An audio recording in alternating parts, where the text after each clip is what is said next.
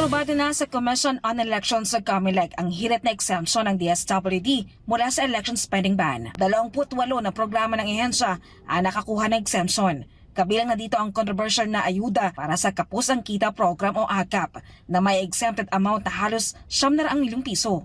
Kasama rin sa na-exempt ay ang Pantawid Pamilyang Pilipino Program o 4Ps at ang Assistance to Individuals in Crisis Situation o AICS na may exempted amount naman na mahigit 7.5 billion pesos. Pati sa Omnibus Election Code, bawal ang paggasto ng pondo para sa social services 45 araw bago ang regular na eleksyon. Ang mga ehensya ng gobyerno kailangan daw makakuha ng Certification of Exemption para makapagpatuloy ang kanilang programa sa kabila ng spending ban, gaya ng nakasulat sa COMELEC Resolution 11060.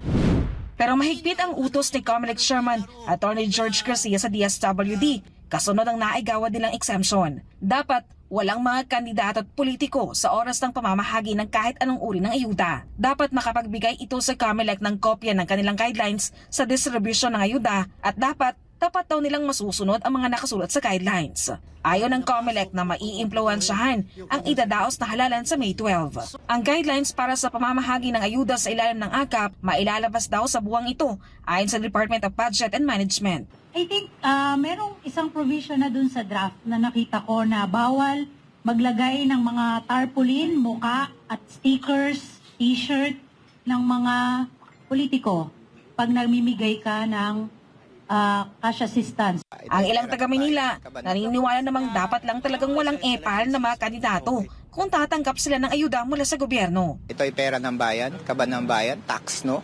So lalong-lalo na eleksyon ngayon, dapat ang tao ay hindi nagkakaroon ng pamumulitika sa oras na to, no? May mga politika po kasi na, syempre, sa harap lang ng camera magaling. Pero pag wala na pong camera, syempre, doon na yung nalalabas yung tunay na kulay nila, ganyan-ganyan. Nagpapabangol lang sila ng pangalan dahil nga po, pa-election na. It's election season, so I think a lot of politicians will try to take advantage of it.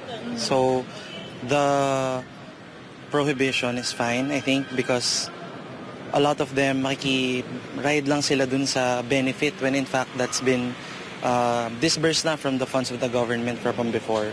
So para lang siguro fair to everyone, di ba?